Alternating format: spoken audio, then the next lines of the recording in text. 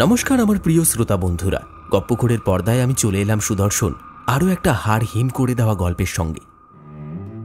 আচ্ছা, আপনার বন্ধু সার্কেল অথবা পরিবারের মধ্যে কি এমন কোনো মেম্বার রয়েছেন যারা যমজ এবং তাদের দুজনের মধ্যে এতটাই মিল যে মাঝে মধ্যেই পার্থক্য করাটা মুশকিল হয়ে দাঁড়ায়? ভুল করে উদর বোঝা বুধোর ঘাড়ে চাপানো, এই ব্যাপারটা কি আপনার সঙ্গেও কখনো হয়েছে? আজ প্রথমেই কথাটি বলার কারণ হচ্ছে, আমাদের আজকের গল্পে থাকতে চলেছে ঠিক এমনই দুটি চরিত্র যারা যমজ, যাদের দেখতে একই রকম, তাদের চালচলন কথাবার্তার মধ্যে বিশেষ কোনো পার্থক্য নেই, এবং এই ব্যাপারটাই যত ভয়ের আর সমস্যার কারণ। তাই যদি যমজ ভাই, যমজ বোন বা যমজ কোনো আত্মীয় অথবা বন্ধু স্বজন আপনার থেকে থাকে এবং তাদেরকে নিয়েও কখনো আপনাকে কোনো ফ্যাসাদে পড়তে হয়েছিল, এমন কোনো মজার অভিজ্ঞতা থাকলে সেই অভিজ্ঞতাটি আমাদের সঙ্গে কমেন্টে শেয়ার করতে ভুলবেন না। তাহলে চলুন আর বেশি ভূমিকা না বাড়িয়ে শুরু করা যাক আজকের গল্প। আজ আপনি শুনতে চলেছেন লেখিকা সুচন্দ্রা করের কলমে গ্রাম বাংলার ভূতের গল্প, বটতলার ঝুলন্ত লাশ। যদি গল্পটি ভালো লাগে এবং আমাদের উপস্থাপনা আপনার ভালো লাগে, তাহলে অনুগ্রহ করে একটি লাইক দিয়ে যাবেন। আর যদি খুব ভালো লাগে তাহলে চ্যানেলটি কিন্তু সাবস্ক্রাইব করতে ভুলবেন না। আজও গল্প পাঠে এবং বিশেষ কয়েকটি পুরুষ চরিত্রে থাকছি আমি সুদর্শন। আমার সঙ্গে আজ নারী কণ্ঠে থাকছে বর্ণালী এবং সুপমা। শুরু হচ্ছে আজকের গল্প, বটতলার ঝুলন্ত লাশ।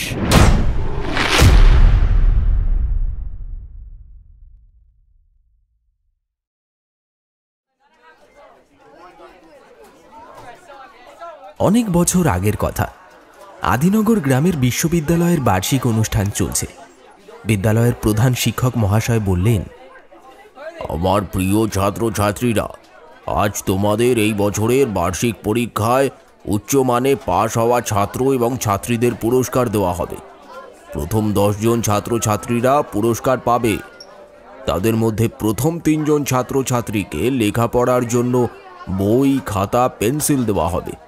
আর সাথে পরের মাসে পাশের গ্রামের বিদ্যালয়ে অনুষ্ঠিত ক্রীড়া প্রতিযোগিতায় অংশগ্রহণ করতে নিয়ে যাওয়া হবে। আর বাকি 7 জনকে পড়ার জন্য বই দেওয়া হবে। যে 7 জন বই পাবে তাদের নাম হলো সুনীল, বিমল, দেবিকা, মৈত্রী, আচার্য, সৌমলীনা আর আশিস। তোমরা এসে তোমাদের পুরস্কার নিয়ে যাও। সবাই এগিয়ে একে একে পুরস্কার নিয়ে আসে। প্রধান শিক্ষক মহাশয় বলেন, এবার যে 3 জন সব থেকে ভালো নম্বর পেয়েছে তাদের নাম বলছি। তৃতীয় হয়েছে কুসুম, দ্বিতীয় হয়েছে কার্তিক, আর প্রতিবারের মতো এইবারও প্রথম হয়েছে সাগরিকা। এসো, তোমরা পুরস্কার নিয়ে যাও। সাগরিকাকে পুরস্কার নিতে দেখে সৌমলীনা রাগে গজরাতে থাকে। সাগরিকা যখন পুরস্কার নিয়ে হাসি মুখে বোন সৌমলীনার কাছে আসে, তখন সৌমলীনা রাগে তার হাতে থাকা বইটা দিয়ে সাগরিকার মাথায় জোরে আঘাত করে দৌড়ে চলে যায়।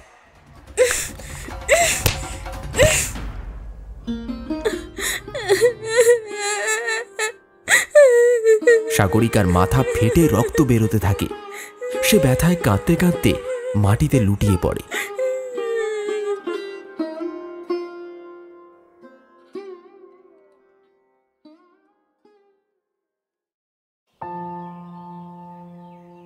এরপরে কেটে গেছে অনেকগুলো বছর। গ্রামের মানুষের সুবিধার জন্য একটা পোস্ট অফিস সরকার থেকে তৈরি করে দেওয়া হয় আদিনগরে। সেই পোস্ট অফিসের পোস্টমাস্টার পদে এসেছে সার্থকী সরকার। ছেলেটির বয়স 25 বছর। ছেলেটি বড়ই ভালো। স্বভাব তার যেমন ভালো, দেখতেও তেমনই সুন্দর, ঠিক যেন সাক্ষাৎ দেবমূর্তি। এই পোস্ট অফিসটি গ্রামের উত্তর দিকের শেষ প্রান্তে বেশ কিছুটা খালি জমি থাকায় সেখানেই তৈরি করা হয়েছে। পোস্ট অফিস থেকে গ্রামের বাড়িগুলো বেশ অনেকটাই দূরে হওয়ায় সেখান থেকে রোজ সকালে উঠে নিজে রান্না করে অফিসের জন্য তৈরি হয়ে আসাটা সার্থকীর জন্য কিছুটা সমস্যাদায়ক হয়। গ্রামের পোস্ট অফিসের কাছেই মোড়ল মশাইয়ের একটা খালি বাড়ি থাকায় সেখানেই থাকার জন্য মনস্থির করে সার্থকী।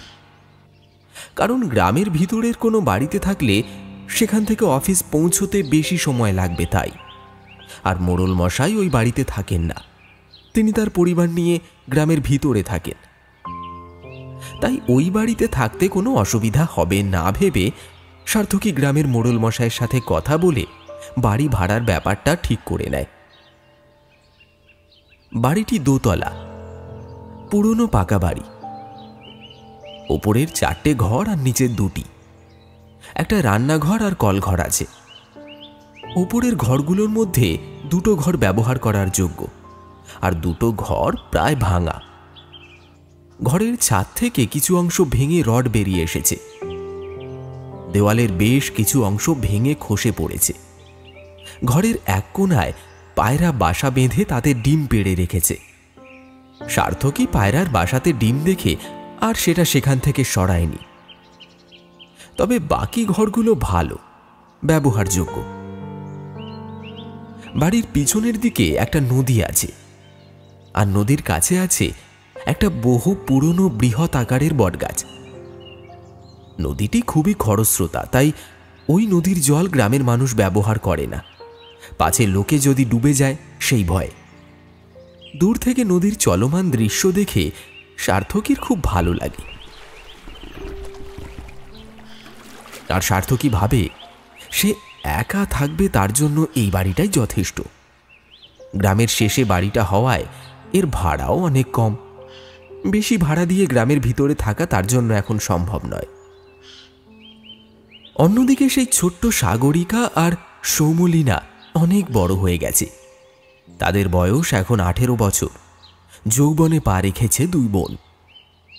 ছোটবেলায় তাদের বাবা মা মারা যাওয়ার পর ওরা 2 বোন ওদের ঠাকুমার সাথেই থাকে। 2 বোন বড় হওয়ার পর দুজনই অপরূপা সুন্দরী হয়েছে। যৌবন যেন তাদের শরীর বেয়ে মুক্তোর মতো ঝরে পড়ছে। আর যমজ হওয়ায় সহজে কেউ বুঝতে পারে না কোনটা কে। এমনকি তাদের ঠাকুমাও মাঝে মাঝে চিনতে ভুল করে ফেলে। এদিকে পোস্ট অফিস উদ্বোধন হয়ে কাজ শুরু হয়ে গেছে প্রায় 1 মাস। একদিন গ্রামের বিদ্যালয়ের প্রধান শিক্ষক মহাশয় পোস্ট অফিসে এলেন কিছু কাজের জন্য। তখনই 1 কথায় 2 কথায় সার্থকী বলল অফিসে কাজের জন্য ভালো লেখাপড়া জানা কোনো একজনকে দরকার হবে তার। একা সব কাজ করা সম্ভব হবে না, এর জন্য সে তাকে মাইনে দেবে, বিনামূল্যে কাজ করাবে না। এই শুনে গ্রামীণ শিক্ষক মহাশয় জানান, এই গ্রামে ভালো পড়াশোনা জানা, যে এসব লেখাপড়ার কাজ ভালো পারবে তেমন একজনই আছে, সাগরিকা। আর যারা আছে তারা এসব কাজ ভালো মতো পারবে না। সাগরিকা ছোটবেলা থেকে লেখাপড়ায় খুব মেধাবী ছিল। আমি এই ব্যাপারে মোড়ল মশাইয়ের সাথে তাহলে কথা বলবো।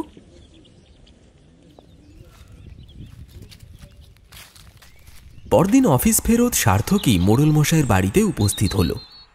এমন হঠাৎ করে সার্থকীকে দেখে মোড়ল মশাই বললেন, আরে বাবা সার্থকী, তুমি এখানে? তা কিছু দরকার নাকি? আচ্ছা আগে বসো তুমি, আমি তোমার জন্য চা আনতে বলে আসছি। আগে হ্যাঁ মোড়ল মশাই, দরকারই এসেছি। তবে আপনাকে আমার জন্য ব্যস্ত হতে হবে না, আমি এখন চা খাবো না। আরে বসো হে, তুমি আজ প্রথমবার আমার বাড়িতে এসেছো। কিছু না খাইয়ে আমি ছাড়বো না। আগে চা খাও, তারপরে কথা হবে। সার্থকী আর কথা না বাড়িয়ে মাথা হ্যাঁ বাচক ইঙ্গিতে নাড়িয়ে ঘরের মধ্যে থাকা চেয়ারে বসে পড়ল। চা শেষ করে সার্থকী বলতে শুরু করল, বলছিলাম যে মোড়ল মশাই, আগের দিন অফিসে গ্রামীণ শিক্ষক মহাশয় এসেছিলেন কিছু কাজের জন্য। তখনই আমি কথায় কথায় তাকে বললাম যে আমার একজন লোক লাগবে, না হলে আমি একা এত কাজ করতে পারবো না। আর আমি তাকে মাইনেও দেব, বিনা পারিশ্রমিকে তাকে দিয়ে কাজ করাবো না। এই শুনে তিনি বললেন যে এই গ্রামে সাগরিকা নামে এক মেয়ে আছে, সে নাকি এসব লেখাপড়ার কাজ ভালো করতে পারবে। তাই সেই বিষয়ে আপনার সাথে কথা বলতে এসেছি। কে সাগরিকা? ওই যে মেয়েটা গ্রামের বিদ্যালয়ে প্রতিবার প্রথম হওয়ার পুরস্কার পেত, সেই মেয়েটা। ও হ্যাঁ হ্যাঁ হ্যাঁ, প্রধান শিক্ষক মহাশয় ঠিকই তো বলেছেন তোমায়। বেটি লেখাপড়ায় ছোটবেলা থেকেই খুব ভালো। সে পারবে পারবে, এই কাজ করতে পারবে। ঠিক আছে, আমি কাল ওদের বাড়িতে গিয়ে কথা বলবো। ওরা রাজি হলে তোমাকে জানাবো। তবে বুঝতেই পারছো, একটা মেয়েকে এইভাবে কাজ করতে দেবে কিনা ঠিক জানি না। তাও আমি কথা বলে দেখব। আচ্ছা, খুব উপকার হয়। বেশ মোড়ল মশাই, তাহলে এখন চলি। আচ্ছা বাবা। পরদিন মোড়ল মশাই সাগরিকার বাড়িতে গিয়ে পোস্ট অফিসে কাজ করার প্রস্তাব দেয় সাগরিকাকে। ওদের ঠাকুমা প্রথমে রাজি না হওয়ায় সাগরিকা ও ঠাকুমাকে বোঝায় যে ও কাজ করলে কিছু টাকা আসবে, তাতে সংসার চালাতে সুবিধাই হবে। আর সৌমলিনার শহরে গিয়ে কাজ করার ইচ্ছে আছে, তাই শহরে যেতে গেলে যে টাকাটা লাগবে তা জোগাড় করতে তার কাজটা করা খুব দরকার। সাগরিকা টাকা পেলে সেই টাকা দিয়ে সে তার বোনকে শহরে পাঠাতে পারবে। এইসব শুনে ওদের ঠাকুমা রাজি হয়ে যায় আর সাগরিকার পোস্ট অফিসে কাজ করতে চাওয়াটা মেনে নেয়। সেই দিনই বিকেলে গিয়ে মোড়ল মশাই সার্থকীকে জানিয়ে আসে যে সাগরিকার কাজ করতে কোনো অসুবিধা নেই।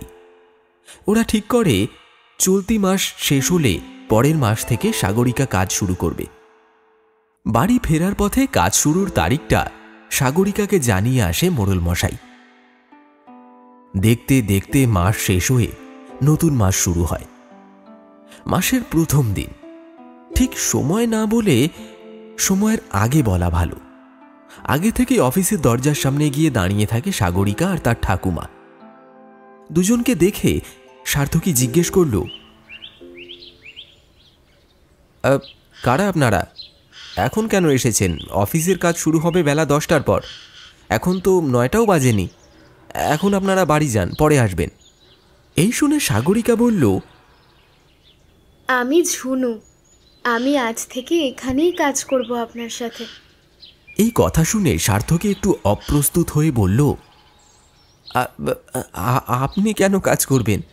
আজ তো সাগরিকার আসার কথা, সে নিজে না এসে আপনাদের কেন পাঠিয়েছে? আমি সাগরিকা, আমাকে সবাই ঝুনু বলেই চেনে, আর খুব কম মানুষই আমাকে এই সাগরিকা নামে চেনে। আজ তো প্রথম দিন, তাই ঠাকুমা এসেছে আমার সাথে। আচ্ছা, এই জন্যই সেই দিন মোড়ল মশাইকে তোমার নাম বলতে প্রথমে তিনি চিনতে পারেননি। আচ্ছা, তোমাকে তুমি বললে আপত্তি নেই তো? আমি অত আপনি আজ্ঞে করে কথা বলতে পারি না, আর এখানে কিন্তু তোমার ঠাকুমা থাকতে পারবে না, এটা কাজের জায়গা। আরে না না, কোনো অসুবিধা নেই তুমি বললে। তবে আপনি আমাকে বাকিদের মতো ঝুনুই বলবেন। সাগরিকা নামটা শোনার তেমন অভ্যাস নেই আমার। আর ঠাকুমা থাকবে না, সে চলে যাবে। আমি জানি ঠাকুমা এখানে থাকতে পারবে না। এই বলে ঝুনু একটু হাসল। প্রথমবার সার্থকী ঝুনুর মুখটা ঠিকমতো দেখল। মনে মনে ভাবল, কি মিষ্টি হাসিটা। ঝুনুর রূপের মুগ্ধতায় হারিয়ে যাওয়ার আগেই সে নিজেকে সামলে নিল। সার্থকী হেসে সম্মতি জানিয়ে অফিসের দরজা খুলে ভিতরে চলে গেল, সাথে ঝুনুও গেল, আর ঠাকুমা চলে গেলেন বাড়িতে। শুরু থেকেই সার্থকীর ঝুনুকে বেশ পছন্দ হয়েছিল। এরপর থেকে রোজ দুজনের দেখা হয়, কথা হয়। সার্থকীর মনে অনেক কথা। ঝুনু অত কিছু বুঝতে না পারলেও সার্থকী তাকে বুঝিয়ে দেয়। দেখতে দেখতে প্রায় 6 মাস কেটে যায়। আস্তে আস্তে দুজনের মধ্যে বন্ধুত্ব গড়ে ওঠে। ঝুনু রোজ বাড়ি থেকে নিজের আর সার্থকীর জন্য খাবার নিয়ে যেতে থাকে। সময়ের সাথে কখন যে ওদের বন্ধুত্ব ভালোবাসায় পরিণত হয়ে যায় তা কেউ বুঝতেই পারে না। কাজের সূত্রে অন্যদের জন্য চিঠি লিখে দেওয়ার সাথে সাথে তারা নিজেদের জন্য চিঠি লিখে একে অপরকে দেওয়া শুরু করে। মনের কথা মুখে না বলে চিঠির মাধ্যমে বলা শুরু করে। এতে একটা আলাদা অনুভূতি আছে।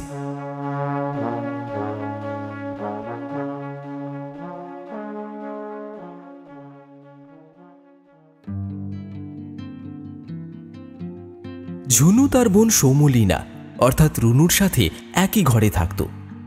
একদিন সকালে রুনু নিজের জামা কাপড় গোছাতে গিয়ে আলমারিতে থাকা ঝুনুর চিঠিগুলো পেয়ে যায়, আর সে ওই চিঠিগুলো নিয়ে তার ঠাকুমার কাছে যায়। ঠাকুমা সব জানতে পেরে ঝুনুকে চিঠিগুলোর বিষয়ে জিজ্ঞেস করে। ঝুনু সব সত্যি বলে দেয় যে সে আর সার্থকী দুজন দুজনকে ভালোবাসে আর বিয়ে করতে চায়। এতে রুনু আর ঠাকুমা খুব খুশি হয়, কারণ ঝুনুর জন্য সার্থকীর চেয়ে ভালো ছেলে তারা খুঁজলেও হয়তো পেত না। রুনু ঝুনুর কাছে এসে তাকে জড়িয়ে ধরে বলে, দিদি, আমি তোর জন্য খুব খুশি রে। তবে কষ্ট হচ্ছে, তোর বিয়ে হলে তুই তো এখান থেকে চলে যাবি, আর আমি চলে যাব শহরে। তাহলে ঠাকুমার কি হবে রে? এই শুনে ঝুনু বলল, তুই চিন্তা করিস না বোন, আমি ঠাকুমাকে আমার সাথেই রাখবো। তুই নিশ্চিন্তে শহরে যাস।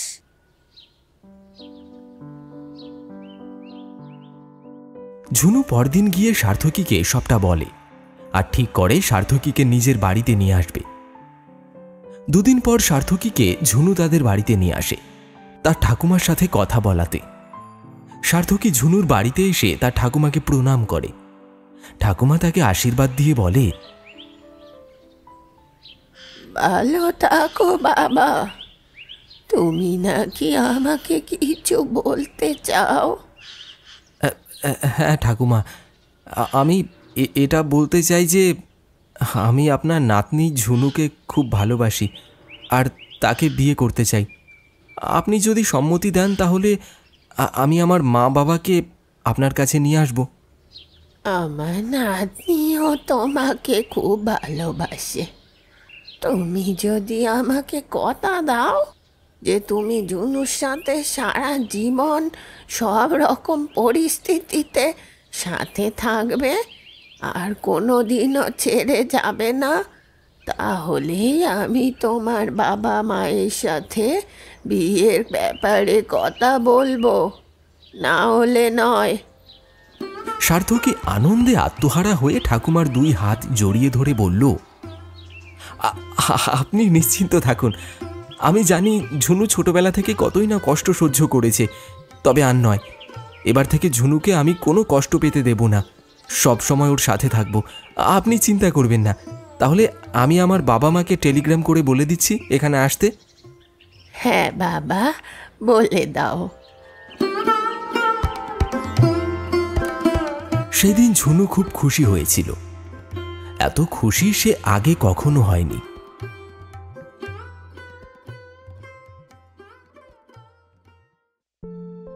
যেদিন সার্থকী বাড়িতে এসেছিল সেদিন রুনু বাড়িতে ছিল না। চাকরির খোঁজ করতে তাকে শহরে যেতে হয়েছিল। ফিরে এসে রুনু ঝুনুকে বলে যে সে আগের দিন সার্থকীর সাথে দেখা করতে পারেনি, তাই ঝুনু যেন রুনুকে নিয়ে যায় দেখা করাতে সার্থকীর সাথে। ঝুনু বলল কিছুদিন পর সে নিয়ে যাবে, কারণ এখন কাজের খুব চাপ আছে, তাই সুস্থভাবে বসে কথা বলার সময় পাবে না সার্থকী। এই শুনে রুনু খুব রেগে গিয়েছিল, তবে মুখে কিছু প্রকাশ করেনি।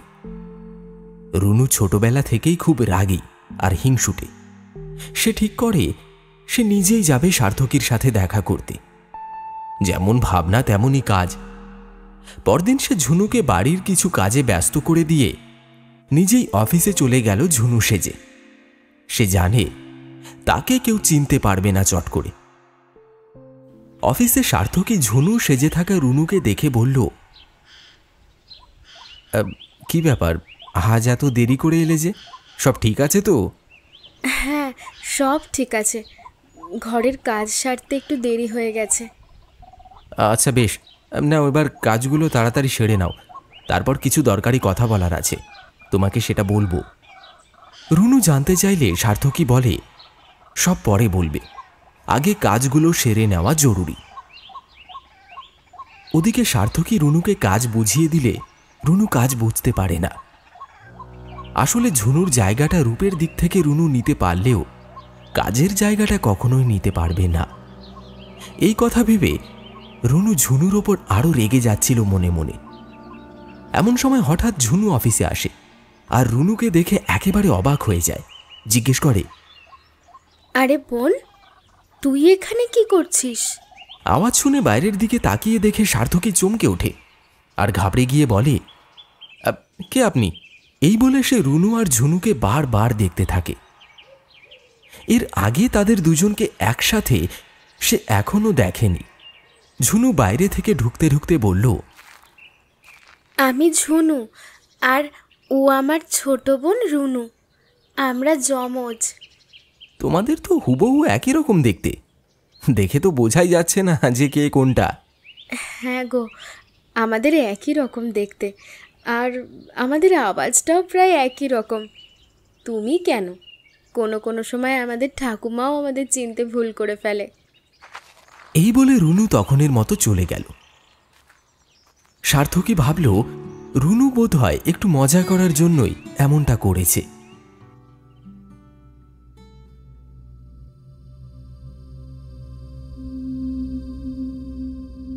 কিন্তু রুনুর মনের আসল অবস্থা সার্থকী বা ঝুনু কেউই জানতে পারল না।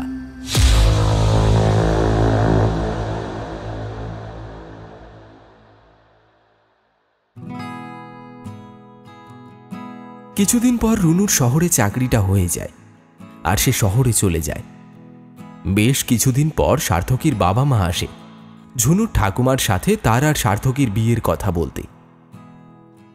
দুই বাড়ি থেকে বিয়ের জন্য পাকা কথা হয়ে যায়। বিয়ে ঠিক হয় সামনের মাঘী পূর্ণিমাতে। তখন কার্তিক মাসের শেষ প্রায়। বিয়ের আর বেশি দিন বাকি না থাকায় বিয়ের জোগাড়ে ব্যস্ত হয়ে পড়ল সবাই। বিয়ের সমস্ত কিছু কেনাকাটা করার জন্য সার্থকীর বাবা মা তাদের শহরের বাড়িতে চলে যায়। সবকিছুই ঠিকঠাক চলছিল। এমন সময় সার্থকীকে অফিসের বিশেষ কাজের জন্য শহরে যেতে হবে এমন একটা চিঠি আসে। এই চিঠি দেখে ঝুনুর মন খারাপ হয়ে যায়।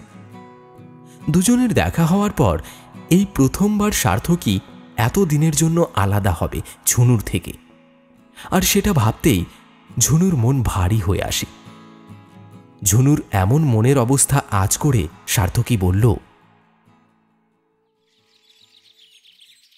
কি হলো ঝুনু, তোমার এমন মন খারাপ কেন?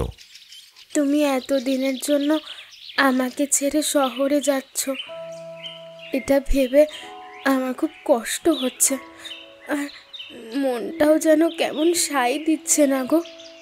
তোমার কি না গেলেই নয়? আরে ধুর পাগলি, এতদিন কোথায়, মাত্র তো 10 দিনের জন্য যাচ্ছি। দেখো চোখের নিমেষে সময় কখন পেরিয়ে যাবে তুমি বুঝতেই পারবে না। ঝুনু আর কিছু বলল না, শুধু তার চোখ থেকে জল গড়িয়ে এসে তার ফুটফুটে গোলাপি গাল দুটো ভিজিয়ে দিচ্ছিল। এই দেখে সার্থকী তার 2 হাত দিয়ে ঝুনুর চোখের জল মুছে দিয়ে ঝুনুর কপালে চুম্বন করে পরম স্নেহের সাথে জড়িয়ে ধরে বলল, তুমি যদি এমন করে কাঁদো তাহলে আমি যাব কেমন করে বলো? কাউকে কি এভাবে বিদায় করতে হয়? ঝুনু তৎক্ষণাৎ লজ্জা পেয়ে নিজেকে সার্থকীর থেকে দূরে সরিয়ে নিয়ে লজ্জায় মাথা নিচু করে একটু হেসে বলল, সাবধানে যেও আর তাড়াতাড়ি ফিরে এসো, আমি তোমার জন্য অপেক্ষা করব। এরপরে 10 দিন কেটে যায়। সার্থকী ফিরে আসে আর সাথে তার বাবা মাও আসে। বিয়ের জোগাড় জাতি সব প্রায় হয়ে এসছে, এবার শুধু বিয়ের দিনের অপেক্ষা। আর দেখতে দেখতে বিয়ের দিন এসে উপস্থিত হয়ে যায়। সমস্ত নিয়ম নিষ্ঠা মেনে দুজনের বিয়ে হয়ে যায়। বিয়ের পর সার্থকীর বাবা মা শহরে চলে যায় আর ঝুনু আর সার্থকী থাকা শুরু করে সার্থকীর নেওয়া ওই ভাড়া বাড়িতে, অর্থাৎ মোড়লের বাড়িতে। ভালোবাসার মানুষটিকে নিজের জীবন সঙ্গী হিসেবে পেয়ে দুজনেই খুব খুশি। বিয়ের অনুষ্ঠান সব মেটার পর সার্থকী ঝুনুকে জিজ্ঞেস করে, ঝুনু, তোমার বোন রুনুকে দেখলাম না তো আমাদের বিয়েতে, নিজের দিদির বিয়েতে সে অনুপস্থিত কেন? সার্থকীর হঠাৎ করা প্রশ্নে ঝুনু ঘাবড়ে যায়। সে বলে, আগে মানে রুনু আসলে এমনই, ও কখনোই আমার খুশিটা দেখতে পারে না। খুব হিংসে করে আমায়, তাই তো শহর থেকে আসেনি। ছাড়ো ওর কথা, এত অপেক্ষার পর আমরা এক হতে পেরেছি, আজ আর অন্য কারো কথা নয়। আজ থেকে তুমি যা বলবে তাই হবে। এরপর বেশ কিছুদিন কেটে যায়। দুজনই দুজনার ভালোবাসায় জাগতিক সব ভুলতে চলেছিল। এমন সময় সার্থকের কাছে একটা চিঠি আসে। চিঠিটা আসে তার শহরের বাড়ির ঠিকানা থেকে। তার বাবা পাঠিয়েছেন। চিঠিতে লেখা ছিল কিছু বিশেষ দরকারে এই চিঠি পাঠানো। চিঠি পাওয়া মাত্রই যেন সার্থকী কিছুদিনের জন্য বাড়িতে যায়। চিঠি পেয়ে সার্থকী চিন্তায় পড়ে যায়, আর পরদিনই ঝুনুকে রেখে শহরে যাওয়ার জন্য বেরিয়ে পড়ে সে। সার্থকী চলে যাওয়ার পর ঝুনুর মনটা খারাপ হয়ে যায়। এত বড় বাড়িতে ভীষণ একা লাগে তার নিজেকে। সে তখন ঠিক করে সার্থকী ফেরার আগে সে নিজের হাতে পুরো বাড়িটাকে সাজাবে। বাড়িটার দশা খুব একটা ভালো নয়, তাই বাড়িটাকে একেবারে বদলে দিয়ে সার্থকীকে চমকে দেবে সে। এই ভাবনায় মনস্থির করে ঝুনু দুদিনের মধ্যেই সমস্ত ঘর সাজানোর প্রয়োজনীয় সামগ্রী গ্রামের হাট থেকে কিনে নিয়ে আসে।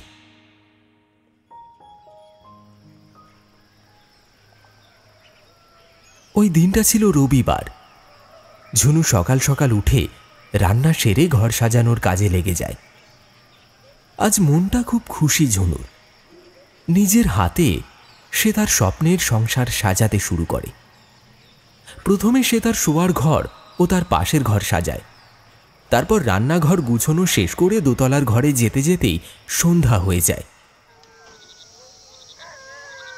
চারিদিক অন্ধকার হতে থাকে। সারা দিনটা পরিষ্কার থাকার পরেও সন্ধ্যাবেলা ঝোড়ো বাতাস বইতে শুরু করে। আকাশ কালো হয়ে আসে, বিদ্যুৎ চমকাতে থাকে। অন্ধকার হয়ে যাওয়ায় ঝুনু একটা হ্যারিকেন নিয়ে ওপরে ওঠে। উপরের দিকের ঘরগুলির জানলা দিয়ে পোস্ট অফিসটা দেখা যায়। ঝুনু বেশ কিছু সময় জানলায় দাঁড়িয়ে অফিসের দিকে চেয়ে থাকে। সে তার স্মৃতির ভাণ্ডার থেকে কিছুটা অংশ তুলে নিয়ে মনে করতে থাকে তার এবং সার্থকীর প্রথম দেখা হওয়ার সময়ের কথা। এমন সময় হঠাৎ করে অফিস লাগোয়া সোলার বৈদ্যুতিক আলোটি নিভে যায়, আর অত্যন্ত জোরে বিদ্যুতের ঝলকানিতে ঝুনু চমকে ওঠে। হঠাৎ কেউ যেন তাকে তার স্মৃতির জগৎ থেকে টেনে বাস্তবের মাটিতে এনে ফেলে দিয়েছে। বাইরে বৃষ্টি শুরু হয়েছে। জানলা দিয়ে জলের ঝাপটা আসার কারণে জানলা বন্ধ করতে গিয়ে ঝুনু শুনতে পায় একটা নূপুরের আওয়াজ হচ্ছে। আওয়াজটা দূর থেকে আসলেও ঝুনু স্পষ্ট বুঝতে পারে যে আওয়াজটা বাড়ির ভেতর থেকেই আসছে। ঝুনুর মনে ভয় হতে থাকে। নূপুরের আওয়াজ শুনে ঝুনু ভয় পেয়ে এগোতে গিয়ে তার হাতে লেগে জানলার পাশে টেবিলে রাখা হ্যারিকেনটা হঠাৎ মাটিতে পড়ে যায়, আর তারপর সেটা ভেঙে গিয়ে আলো নিভে যায়। সমগ্র ঘরটা ঢেকে যায় এক নিকষ কালো অন্ধকারে। এই অন্ধকারের মধ্যেও ঝুনু দেখতে পায় বাইরে মুহুর্মুহু বিদ্যুৎ ঝলকাচ্ছে, আর সেই বিদ্যুতের ঝলকানির আলোয় দেখা যাচ্ছে দরজাটার কাছে কেউ এসে দাঁড়িয়েছে, আর উন্মাদ হাওয়ার প্রবাহে তার খোলা মাথার চুলগুলো দেহ ছেড়ে চারিদিকে উড়ছে। ঝুনু ভয় পেয়ে চিৎকার করতে থাকে, কে তুমি? ঘরে কেমন করে এলে? কিন্তু অপর প্রান্ত থেকে কোনো উত্তর আসে না। কিছু মুহূর্তের জন্য সব শান্ত। হঠাৎ এক বিদ্যুতের ঝলকানিতে খুব অস্পষ্টভাবে ঝুনু দেখতে পেল একটা নারী মূর্তি দাঁড়িয়ে আছে তার দরজার সামনে, কিন্তু সে স্পষ্টভাবে সেই নারী মূর্তির মুখ দেখতে পায় না। সামনে এগোতে গিয়েই ঝুনুর পায়ে লাগে হ্যারিকেনের ভাঙা কাঁচের টুকরো। সে ব্যথায় পায়ে হাত দিয়ে বসে পড়ে। পরক্ষণে উঠে দরজার দিকেই তাকাতে দেখে সামনে আর কেউ নেই। সারা বাড়ি তন্ন তন্ন করে খুঁজতে থাকে, কিন্তু সে কাউকেই দেখতে পায় না। ঝুনু অবাক হয়ে দেখে বাইরের দরজাটা ভেতর থেকে বন্ধ। ভয়ে ভয়ে ভাবতে থাকে ঘরে তবে কে এসেছিল। সে স্পষ্ট দেখেছে একটা চাপা আতঙ্ক ধীরে ধীরে ঝুনুকে গ্রাস করতে থাকে।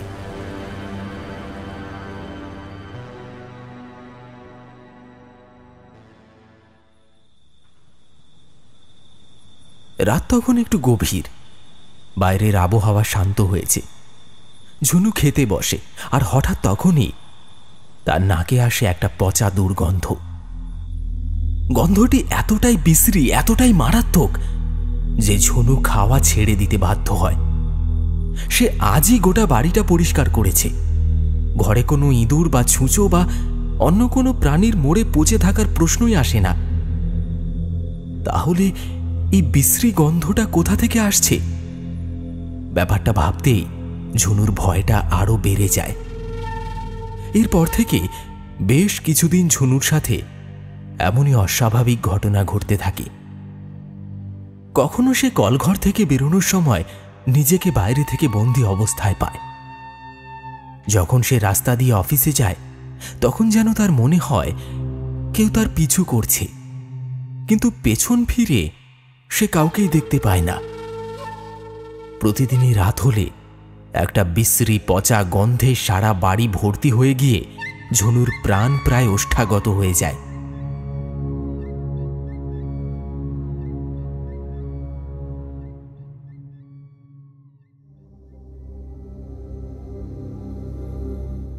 এর মধ্যে একদিন ঝুনু তার বুড়ি ঠাকুমার বাড়িতে গিয়ে তার সঙ্গে দেখা করে এসেছে। তার শরীরটাও কয়েকদিন ধরে ভালো যাচ্ছে না। দুবেলার খাবার রান্না করে ঝুনুই ঠাকুমাকে খাইয়ে দিয়ে আসে। তবে ঠাকুমা তাদের এই বাড়িতে আসতে নারাজ। অগত্যা ঝুনুকে একাই থাকতে হয়। আর বিগত কয়েকদিন ধরে ঘটে যাওয়া অস্বাভাবিক বিষয়বস্তুগুলো ঝুনু কিছুই জানায় না তার ঠাকুমাকে। একদিন বিকেলবেলা অফিস থেকে ফিরে ঝুনু রাতের রান্নার জোগাড় করছিল। এমন সময় দরজায় ঠকঠক করে আওয়াজ হয়। সে চমকে যায়। চমকে গিয়ে তার হাতটা অজান্তেই ধারালো বটিতে লেগে কেটে যায়। সেই অবস্থাতেই ঝুনু দরজা খুলে দেখে সার্থকী ফিরে এসেছে। ঝুনু আনন্দে উৎসাহে সার্থকীকে জড়িয়ে ধরে কাঁদতে থাকে। কি হয়েছে ঝুনু? তুমি কাঁদছো কেন? আর তোমার হাত কাটলো কেমন করে? তুমি এসেছো সার্থকী? এতদিন দেরি করলে কেন তুমি? জানো আমি কত ভয় পেয়ে গেছিলাম। কেন? তুমি কিসের জন্য ভয় পেয়ে গেছিলে? আমি তো 1 সপ্তাহের মধ্যেই ফিরে এসেছি। বললাম না তাড়াতাড়ি ফিরবো। জানো সার্থকী, এই বাড়িটা একদম ঠিক নয়। এই বাড়িতে কিছু সমস্যা আছে। এই বাড়িতে ভূত আছে। বেশ কিছুদিন ধরে আমি খুব ভয় পাচ্ছি। ভূত আছে? কি বলছো তুমি? আমি একা এতদিন ধরে এখানে থেকে আসছি, কই আমি তো কখনো ভূত দেখিনি। আর এই 1 সপ্তাহ ধরে আমি না থাকায় তুমি ভূত দেখলে? হঠাৎ ভূত এসে তোমাকে কেন ভয় দেখাতে যাবে বলো তো? তুমি একটু বেশি সুন্দরী বলে কি ভূতের তোমাকে পছন্দ হয়েছে নাকি? হ্যাঁ? ঠাট্টার স্বরে হেসে ওঠে সার্থকী। ঝুনু কিছুটা ধাতস্থ হয়ে নিজের ভয় সংযত করে বলে, হ্যাঁ, তুমি ঠিকই বলেছ। আসলে এত বড় বাড়িতে একা তো কখনো থাকিনি, তাই হয়তো ভয় পেয়ে গেছিলাম। ছাড়ো, তুমি আসো। সার্থকী ফ্রেশ হয়ে খানিকক্ষণ বিশ্রাম করে। রাতে দুজন যখন খেতে বসেছে তখন আবার ঝুনু সেই পচা গন্ধটা পেতে থাকে। গন্ধটার কথা সার্থকীকে বললে সার্থকী অবাক হয়ে যায়। সে বলে, ঝুনু তুমি এসব কি বলছো? আমি তো কোনো গন্ধ পাচ্ছি না। তুমি খেয়ে নাও, আমি খুব ক্লান্ত, তাড়াতাড়ি খেয়ে শুয়ে পড়তে চাই। ঝুনু আর কথা না বাড়িয়ে খেয়ে নেয়। খাওয়া সেরে সার্থকী নিজের ঘরে চলে যায়। ঝুনু সার্থকীর মাথায় হাত বুলিয়ে তার কাছে যেতে গিয়ে দেখে সার্থকী ঘুমিয়ে পড়েছে। ঝুনু হ্যারিকেনের আলো কমিয়ে নিজেও শুয়ে পড়ে। রাত তখন বেশ গভীর। ঝুনুর ঘুমটা ভাঙে একটা বিকট শব্দে। ঝুনু ধরফড় করে উঠে বসে হ্যারিকেনের মৃদু আলোয় দেখে তার শোবার ঘরের বন্ধ জানলার কপাট কখন খুলে গেছে, আর সেটাই হাওয়ায় আওয়াজ করছে। ঝুনু ঘুম জড়ানো চোখে জানলার কপাট বন্ধ করতে গিয়েই শুনতে পায় আবার সেই নুপুরের আওয়াজ। ঘাড় ঘুরিয়ে আওয়াজ নির্দেশিত দিকে তাকাতেই সে দেখে তাদের শোয়ার ঘরের দরজা হাট করে খোলা রয়েছে, আর সেই দরজার সামনেই দাঁড়িয়ে আছে সেদিনের দেখা সেই নারী মূর্তি। ওই নারী মূর্তি দেখে ঝুনু ভয়ে চিৎকার করে বলতে থাকে, কে তুমি? কি চাও? কেন আমাকে এভাবে ভয় দেখাচ্ছ? আগন্তুক নারী মূর্তি একটু বিকৃত কণ্ঠে বলে ওঠে, আমায় ভুলে গেলি নাকি? আমি কি চাই সেটা তো তোর জানাই আছে। যা আমার তা আমি ফিরিয়ে নিতে এসেছি। ঝুনুর কাছে কণ্ঠস্বরটা বড্ড চেনা লাগে। এই কণ্ঠস্বর তার খুবই পরিচিত। নিজের মনের ভেতরে একটা পুরনো স্মৃতি তাকে খোঁচা দেয়। সে বলে, না, তোর কিচ্ছু নেই এখানে, তুই চলে যা। ও শুধু আমার, বুঝলি তুই? এমন সময় হঠাৎ দরজার সামনের ছায়ামূর্তি স্পষ্ট হয়ে যায়। ঝুনু দেখতে পায় তার সামনে দাঁড়িয়ে আছে সে নিজেই। অবিকল তার অবয়ব দাঁড়িয়ে আছে দরজার সামনে। প্রবল ভয়ে আতঙ্কে ঝুনু চিৎকার করে ওঠে, না, এটা হতে পারে না, এটা হতে পারে না। ঝুনুর চিৎকার শুনে সার্থকী লাফ দিয়ে উঠে বসে বিছানায়। সে ঝুনুর কাছে গিয়ে বলে, কি হয়েছে? তুমি এভাবে চিৎকার করছো কেন? কার সাথে কথা বলছো? ততক্ষণে ঝুনুর গলা যেন শুকনো কাঠ হয়ে গেছে শুকিয়ে। সে কথা বলতে চাইলেও তার গলা দিয়ে আওয়াজ বেরোয় না। তবুও সে অতি কষ্টে কাটা কাটা স্বরে বলতে থাকে, ও ও ও ও ও এসে গেছে সার্থকী। ও তোমাকে আমার কাছ থেকে কেড়ে নিতে চলে এসেছে। কি বলছো? কে এসেছে? কে আমাকে তোমার থেকে আলাদা করে দেবে? এই শুনে ঝুনু আরো ভয় পেয়ে যায়। তবে এই ভয় ভূতের নয়, এই ভয় সার্থকীর করা প্রশ্নের। ঝুনু জানে সে কাকে দেখেছে, কিন্তু সে সার্থকীর থেকে কথাটা লুকিয়ে রাখে, আর এতদিন কথাটা লুকিয়েই এসেছিল। ঝুনু তৎক্ষণাৎ কথাটা ঘোরাতে নিজের চোখ মুছে বলে, না না, কিছু না, চলো শুয়ে পড়ি, অনেক রাত হয়েছে। সেই রাতটা কোনো মতে কেটে যায়। এরপর থেকে প্রায়শই ঝুনু নিজের সামনে বারবার নিজের অবয়বকেই দেখতে পায়। প্রতিবার ঝুনুর অবয়ব ঝুনুকে বলতে থাকে সে সার্থকীকে নিয়ে চলে যাবে আগামী অমাবস্যার রাতে। সার্থকী মনে মনে ভাবে ঝুনুর বুঝি কোনো জটিল রোগ হয়েছে, তাই সে এরকম পাগলামো করছে। সে ঠিক করে সে শহরের ডাক্তারের কাছে গিয়ে ঝুনুকে চিকিৎসা করাবে, তাকে সুস্থ করে তুলবে। ঝুনু প্রতিবারের মতো বলে তার কোনো রোগ হয়নি, সে সুস্থই আছে। অদ্ভুত একটা অস্বস্তি, একটা ভয়ের মধ্যে দিয়ে সময় কাটতে থাকে। দেখতে দেখতে অমাবস্যার সেই রাত এসে উপস্থিত হয়। ওই দিন সকাল থেকেই ঝুনু ভীষণ ভয় পেয়ে আছে। সে এক মুহূর্তের জন্য সার্থকীকে নিজের কাজ ছাড়া করতে চায় না। সেদিন যেন একটু তাড়াতাড়ি সন্ধ্যা গড়িয়ে রাত নেমে আসে গ্রামের বুকে। চারিদিক থমথম হয়ে আছে, কোথাও যেন বাতাস বইছে না। বাতাস বইতে যেন ভয় পাচ্ছে। সন্ধেবেলা থেকে হ্যারিকেন জেলে রাতে রান্নার আয়োজন করছিল ঝুনু। এমন সময় সে আবার সেই নুপুরের আওয়াজটা শুনতে পায়। সাথে শুনতে পায় একটা চাপা অট্টহাসি।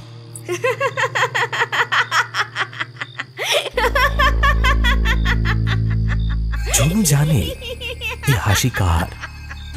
সে ভয়ে ছুটে যায় সার্থকীর কাছে। ঝুনু জড়িয়ে ধরে সার্থকীকে আর চিৎকার করে বলতে থাকে, তুই চলে যা, সার্থকী আমার।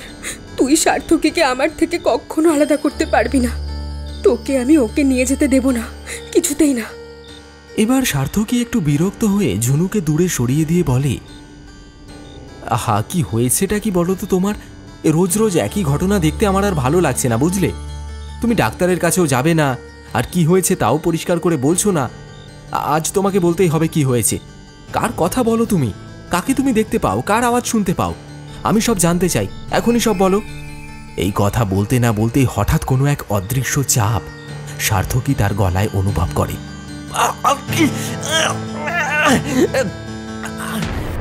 ঝুনু দেখে সার্থকী তার গলা থেকে কিছু একটা ছাড়াবার চেষ্টা করছে। ব্যথা যন্ত্রণায় সার্থকী মাটিতে লুটিয়ে পড়েছে। সার্থকীর চোখ দিয়ে জল বেরিয়ে আসছে, তার চোখ মুখ লাল হয়ে গেছে। কিছুক্ষণ ধরে সার্থকী সেই অদৃশ্য শক্তির সঙ্গে লড়াই করে আর ব্যথা সহ্য করতে না পেরে মাটিতে লুটিয়ে পড়ে।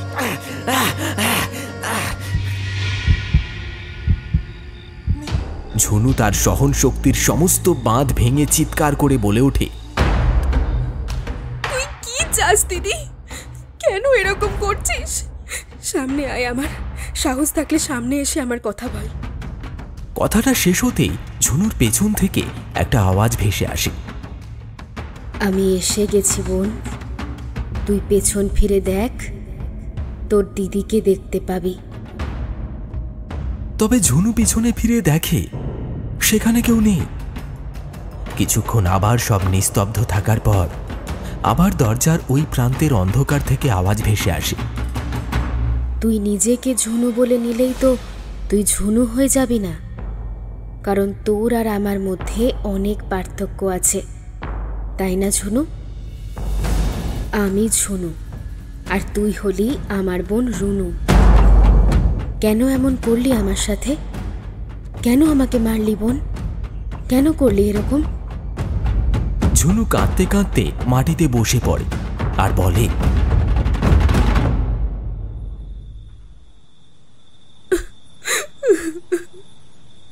আমি জানি আমি ঝুনু নই, আমি রুনু। আমি আমার সমস্ত দোষ স্বীকার করছি, কিন্তু তুই সার্থকীকে আমায় ফিরিয়ে দে।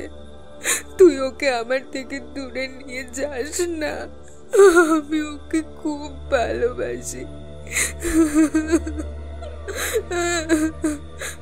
তোমার এই অবস্থার জন্য আমি দায়ী সার্থকী।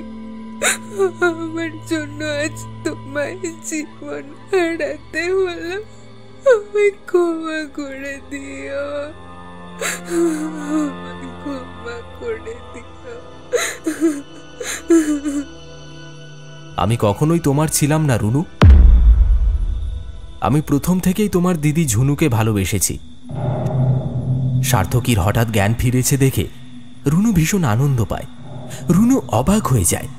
তারপর সার্থকীর হাত দুটো জড়িয়ে ধরে বলে, তুমি তুমি বেঁচে আছো? আমি শারীরিকভাবে বেঁচে থাকলেও তুমি আমাকে মানসিকভাবে অনেক আগেই মেরে ফেলেছ। এবার তুমি কি পুরো ঘটনাটা বলবে? রুনু বলল, আমি ভাবলাম দিদি তোমাকে মেরে ফেলেছে। ঝুনু বলল, আমি কখনোই সার্থকীর কোনো ক্ষতি করতে পারবো না, আমি ওকে ভালোবাসি। রুনু এই ঘটনা দেখে চমকে গিয়ে সার্থকীকে জিজ্ঞেস করে, তুমি দিদিকে দেখতে পাচ্ছ কেমন করে? দিদির আত্মা তো শুধু আমিই দেখতে পাচ্ছিলাম, তুমি তো আগে কখনো দেখতে পাওনি। আমি ঝুনুকে প্রথম থেকেই দেখতে পাচ্ছিলাম, শুধু তোমায় আমি কিছু বলিনি। তার কারণ ঝুনু কোনো প্রেতাত্মা নয়, ঝুনু জীবিত আছে, সে এখনো মারা যায়নি। তবে তুমি তো ভালোই চেষ্টা করেছিলে ওকে মারবার। কি ঠিক বলছি তো? হ্যাঁ, আমি দিদিকে মারার চেষ্টা করেছি, কারণ আমি তোমায় বিয়ে করতে চেয়েছিলাম। ছোটবেলা থেকে সব ভালো জিনিসটা দিদি পেয়ে যেত, আর আমি সব সময় পেছনে থাকতাম, আর আমি খারাপটাই পেতাম। এইবারও তোমায় দেখে আমার মনে হয় তুমি আমার সঙ্গে থাকবার যোগ্য নাকি দিদির সঙ্গে। তাই আমি ঠিক করি দিদিকে আমি প্রথমে এখান থেকে সরিয়ে দেব, তারপর আমাদের বিয়ের পর ওকে আমি মেরে ফেলব। তুমি যা যা করেছো শুরু থেকে সবটা বলো। রুনু বলা শুরু করলো। তুমি যেদিন আমাদের বাড়িতে গেছিলে ঠাকুমার সাথে কথা বলতে, সেদিন আমি বাড়িতে ছিলাম না। চাকরি খোঁজার জন্য শহরে যেতে হয়েছিল আমায়। তখন আমি তোমায় দেখতে পাইনি, তাই বাড়ি ফিরে ঠিক করি তোমার সঙ্গে আমি দেখা করতে যাব। সেই কথা আমি দিদিকে জানাই, কিন্তু দিদি বলে তুমি নাকি খুব ব্যস্ত, তাই দেখা করা সম্ভব না। এই কথা শুনে আমার খুব রাগ হয়, তাই আমি দিদিকে না বলে তোমার সঙ্গে দেখা করব ঠিক করি। পরদিন সকাল সকাল নিজেই দিদির মতো তৈরি হয়ে দিদিকে বেশ কিছু ঘরের কাজে রেখে আমি চলে যাই অফিসে তোমার সঙ্গে দেখা করতে। তুমি আমাকে দিদি ভেবে আমার সঙ্গে কথা বলতে শুরু করলে। প্রথম দেখাতেই আমার খুব ভালো লেগেছিল তোমাকে। তারপর তোমার সঙ্গে কথা বলে আমি তোমায় ভালোবেসে ফেলি। তারপর দিদি অফিসে চলে আসে আর আমি সেখান থেকে চলে যাই। বাড়ি ফেরার পথে আমি ভাবতে থাকি তোমায় কিভাবে আমি পেতে পারি। তাই আমি ঠিক করলাম দিদিকে কিভাবে রাস্তা থেকে সরানো যায়, আর দিদিকে রাস্তা থেকে না সরানো পর্যন্ত তোমায় পাওয়া অসম্ভব। আমাকে আর দিদিকে যেহেতু একই রকম দেখতে, তাই দিদির জায়গায় যদি আমি তোমায় বিয়ে করি তাহলে সেটা তুমি কখনোই জানতে পারবে না। কিন্তু দিদিকে সরিয়ে রাখবোটা কোথায়? আর তাতে বাড়িতে ঠাকুমাও সন্দেহ করবে। তাই একটা ফোন দিয়ে আঁটলাম। আমি শহরে চলে গেলাম। সেখানে থেকে আমার কাজের জায়গায় এক বন্ধুকে গ্রাম দেখানোর কথা বলে বাড়িতে নিয়ে এলাম। আর বাড়িতে এসে বললাম আমার বন্ধু গ্রাম দেখতে চায়, 2 দিন থেকে তারপর চলে যাবে। বাড়িতে কেউই এটাতে আপত্তি করেনি। সেই সময় তুমি কাজের জন্য শহরে গিয়েছিলে, তাই আমার কাজটা আরও সহজ হয়ে যায়। আমার বন্ধু 1 সপ্তাহ থেকে গ্রাম দেখে আবার শহরে ফেরত চলে যায়। আমি দিদিকে বলি সে যেন অফিসের কাজ সেরে সেখানেই থাকে। তারপর আমি সন্ধেবেলা ওখানে যাব। তারপর 2 বোন কিছু কেনাকাটা করতে হাটে যাব। আমার কথা মতো দিদি সেদিন কাজ হওয়ার পরেও অফিসে থাকে। আমি একটু দেরি করেই অফিসে পৌঁছই। তখন প্রায় সন্ধে গড়িয়ে রাত নেমে এসেছে। তারপর দিদির সঙ্গে কথা বলে আমরা হাটের উদ্দেশ্যে রওনা দিই। আমি দিদিকে বলি ওই নদীর পাড়ের রাস্তা ধরে হাটে যাওয়ার কথা। দিদি কোনো আপত্তি করে না। আমরা অফিস থেকে বেরিয়ে নদীর পথ ধরে যেতে থাকি। নদীর কাছে ওই বটগাছটার সামনে যেতেই বেশ কিছুটা অন্ধকার হয়ে যাওয়ায় আমি পেছন থেকে একটা বড় ইটের টুকরো তুলে নিয়ে দিদির মাথায় একটা বাড়ি মারি। ব্যাস, দিদি অজ্ঞান হয়ে যায়। আমি তখন দিদিকে ওই বটগাছের গুঁড়িতে ওর মুখ হাত পা বেঁধে দড়ি দিয়ে বেঁধে রাখি। আমি জানতাম ওই পথে কেউই যায় না, তাই দিদিকে কারোর সঙ্গে দেখে নেওয়ার ভয় আমার ছিল না। আমি বাড়িতে এসে কি বলবো সেটা আমি আগে থেকেই তৈরি করে নিয়েছিলাম। দিদির সম্মান নষ্ট করার জন্য আমি একটা চিঠি আগেই দিদির নাম করে লিখে ঠাকুমার ঘরে রেখে দিয়েছিলাম। আমি ঘরে ঢুকতেই দেখি ঠাকুমা কাজ করছে। সেই ফাঁকেই আমি ঠাকুমাকে বলি, ঠাকুমা, দিদি বাড়িতে এসছে গো অফিস থেকে। কই না তো, ঝুনু তো এখনো আসেনি। ইমা, সে কি? আমার তো আজ দিদির সঙ্গে হাটে যাওয়ার কথা ছিল। আমি অফিসে গিয়ে দেখি অফিস বন্ধ, তালার চাবি মাটিতে পড়ে আছে। আমি তো তাই জন্য চাবি তুলে নিয়ে এলাম। আমি ভাবলাম দিদি হয়তো তালা দিয়ে চাবিটা ভুল করে ওখানে ফেলে রেখে এসেছে। এখন তো দেখছি দিদি ঘরেই আসেনি। তাহলে দিদি কোথায় গেল?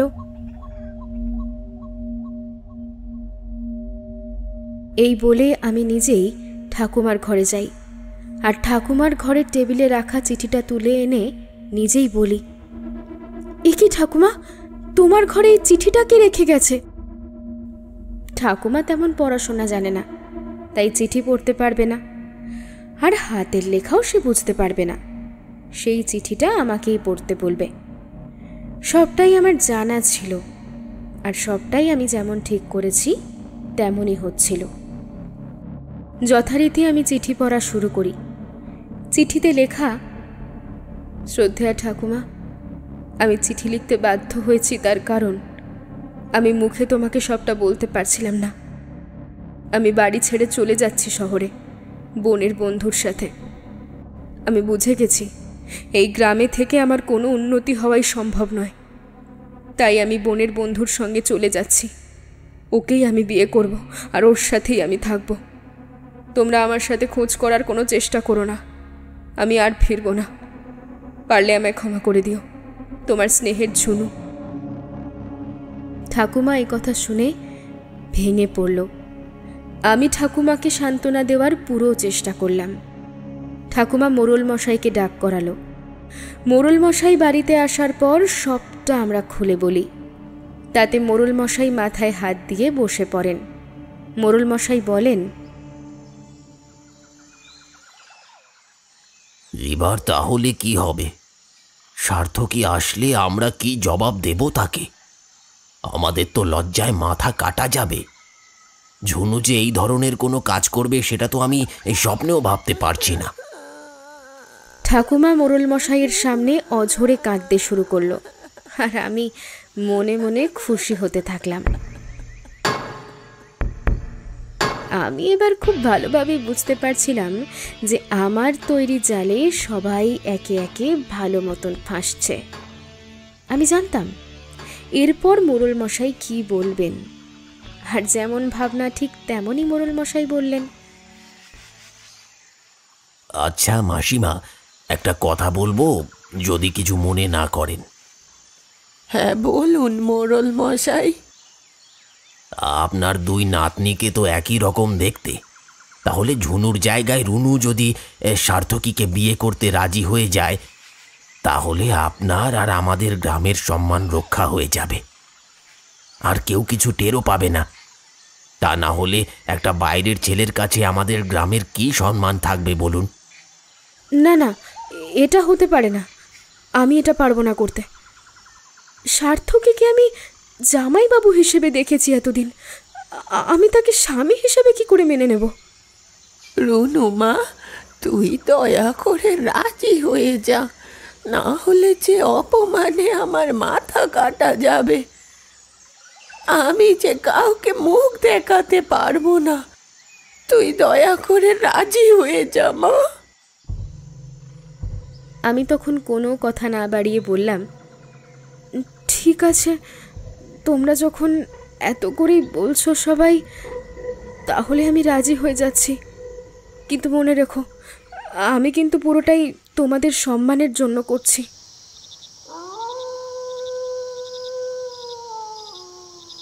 এরপর তুমি ফেরত চলে এসেছিলে সার্থকী, তোমার বাবা মাকে নিয়ে। তারপর থেকে বিয়ে পর্যন্ত একটা গোটা সপ্তাহ বাকি ছিল। আমি প্রতিদিন গিয়ে দিদিকে কিছু খাবার দিয়ে আসতাম, কারণ আমি চেয়েছিলাম একবার আমার বিয়েটা হয়ে যাবে, আমি সেটা দিদিকে জানাবো, তারপর আমি ওকে মারব, তাহলেই আমার শান্তি হবে। তাই আমাদের বিয়ের দুদিন পর যখন আমি দিদিকে এই কথা বলতে যাই, তখন দেখি দিদির দেহটা গাছের সঙ্গে বাঁধা দড়ির মধ্যে নেতিয়ে পড়ে আছে। আমি ভয় পেয়ে যাই আর দিদিকে জাগানোর চেষ্টা করি, কিন্তু দিদি না ওঠায় আমি ভাবি ও মারা গেছে, আর ওর দেহটা আমি জলে ফেলে দিই। তুমি বাড়ি থেকে চিঠি পাওয়ায় শহরে চলে যাও। এবার তুমি বলো, তুমি সবটা কেমন করে জানলে, আর দিদিকেই বা তুমি কোথায় পেলে? এর পরের ঘটনা আমি তোমায় বলছি রুনু। যে চিঠিটা পেয়ে আমি পরের দিন বাড়ি থেকে বেরিয়ে গেছিলাম, সেই চিঠিটা আসলে তোমার দিদি আমায় লিখেছিল, যাতে আমি বাড়ি থেকে বেরোতে পারি আর সে আমাকে সবটা বলতে পারে। আমি যখন স্টেশনে যাই তখন স্টেশনে গিয়ে তোমার দিদির সাথে আমার দেখা হয়। আমি ভাবি সেটা তুমি, মানে আমি ঝুনুকে রুনু ভেবে বসি। ঝুনুকে বেশ অনেক বেগ পেতে হয় আমাকে এটা বোঝানোর জন্য যে সেই আসল ঝুনু, আর আমার সঙ্গে যে থাকছে সে রুনু। ঝুনু আমাকে সবটা বলে, কেমন করে তুমি ওর সাথে ছলনা করে ওর মাথায় মেরে ওকে গাছের সাথে বেঁধে রেখেছিলে আর পরে জলে ভাসিয়ে দাও। ভগবানের অশেষ কৃপা, ঝুনু জলে ভেসে 2 গ্রাম পরে একটা ঘরে আটকে পড়ে। তখন ঝুনুকে জীবিত দেখে গ্রামের জেলেরা তাকে পেয়ে সুস্থ করে তোলে। তারপর সে এসে দেখে আমাদের বিয়ে হয়ে গেছে। তাই এইভাবে আমাদের বাড়ি থেকে বের করা ছাড়া ঝুনুর আর কোনো রাস্তা ছিল না। আর তখন ঠিক তোমার মতোই আমরাও একটা ফোন দিয়ে আঁটলাম, তোমার মুখ থেকে সব সত্যি বের করার জন্য। এই বাড়িতে 2টো দরজা আছে, আর সেই কথাটা ঝুনু আগে থেকেই জানতো। তবে এই ব্যাপারটা তুমি জানতে না, তাই তুমি দরজা ভিতর থেকে বন্ধ করে দিয়ে আসার পর ঝুনু অনায়াসেই বাড়িতে আসতে পারত। আর আমি ঝুনুকে সাহায্য করেছিলাম এই কাজে। ও সারাদিন তোমার সাথে এই বাড়িতেই থেকেছে, আর তুমি টেরও পাওনি। আজ সবটা সামনে এসে গেল।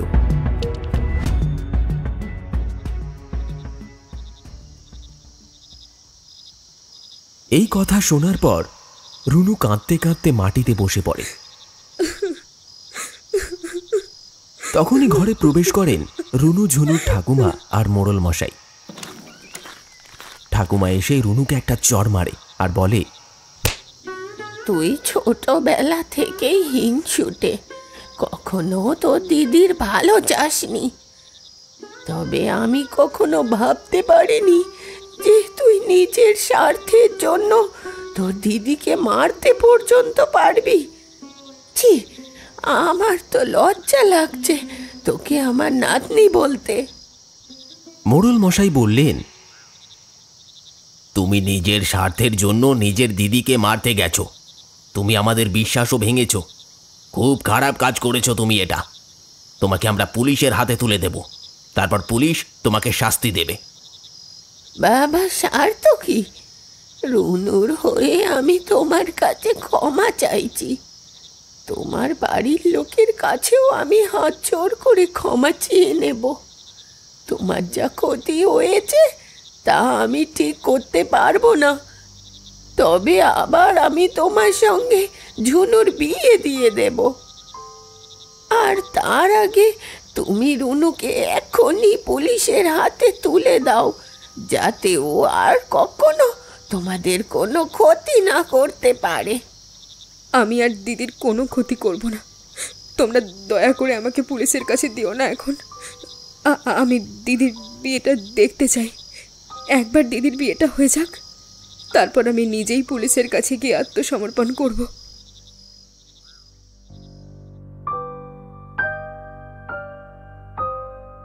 রুনুর কথাতে ঝুনু রাজি হয়ে গেল। আর দেখতে দেখতে কিছুদিনের মধ্যেই ঝুনুর সাথে সার্থকীর বিয়ে হয়ে যায়।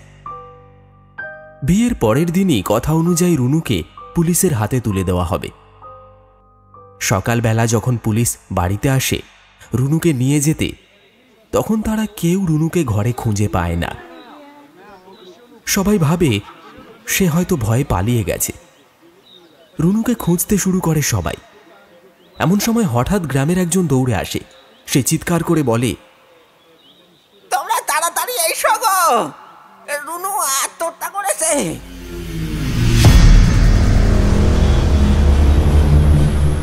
ওই নদীর ধারে বট গাছের ঝুলে আছে দেহটা। কথাটা শুনে সবাই স্তব্ধ হয়ে যায়। সবাই ছুটে যায় সেই বটগাছের দিকে। আর গিয়ে দেখে রুনু যেই শাড়িটি পরে সার্থকীর সঙ্গে বিয়ে করেছিল, সেই শাড়ি গলায় জড়িয়ে আত্মহত্যা করেছে। ব্যথিত কণ্ঠে ঝুনু আফসোস করে বলে,